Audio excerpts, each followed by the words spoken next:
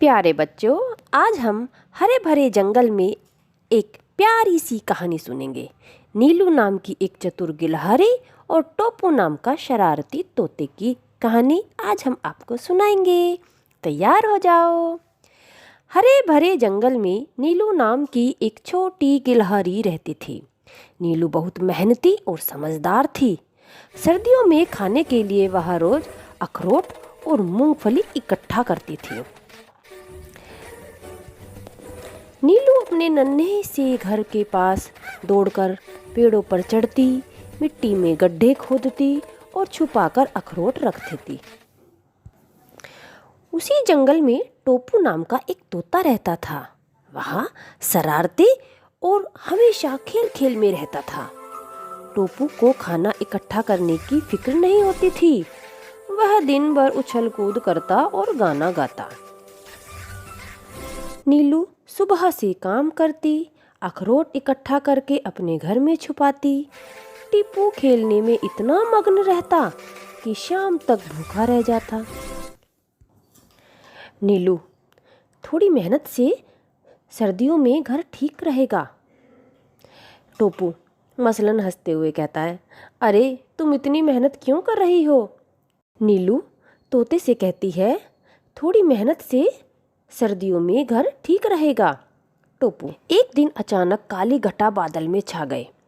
तेज बारिश और तूफान आया। पेड़ हिलने लगे, जमीन भीगने लगी और सभी जानवर अपने अपने घरों में छिप गए। ओह नहीं, अरे तूफान बहुत तेज है, मुझे कहाँ छिपना चाहिए? बारिश धीरे धीरे रुकती है। बारिश रुकने के बाद जंगल सिरहा सा रहा था। कई जानवर सुरक्षित थे, पर टोपू के पास कुछ भी नहीं बचा था। उसका छोटा सा घर हवा में बारिश से उखड़ गया और उसका पेट खाली था। वह नीलू के पास जाता है और कहता है, नीलू बहन, मैं गलत था। मैंने कभी सोचा नहीं था। अब मैं भूखा हूँ, मदद करोगी? नीलू ने कहा, आओ टोपू, तुम मेरे घर आओ, तुम मेरे साथ बैठो, मैं तुम्हें अखरोट और मूंगफली दूंगी।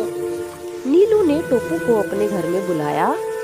उसने अपने दिए हुए अखरोट टोपू के सामने रख दिए और कहा, अक्सर मेहनत करने से ही मुश्किलों में मदद मिलती है, पर किसी की जरूरत पर मदद करना भी एक बड़ा गुण है। टोपू कहता है, धन्यवाद नीलू बहन, मैं वादा करता हूँ अब से मैं भी तैयारी करूँगा और मैं भी मेहनत करूँगा। कुछ दिनों बाद टोपू ने सचमुच मेहनत की। उसने नीलू के साथ मिलकर अखरोट खोजे, छोटे छोटे घर जाकर दूसरों की मदद भी की और अगली सर्दी के लिए अपना कुछ न कुछ बचा लिया। टोपू कहता है, नीलू बहन, तुमने मुझे सिखाया। अब मैं भी समय पर तैयारी करता हूँ और दूसरों की मदद करना भी मेरा कर्तव्य बन गया है।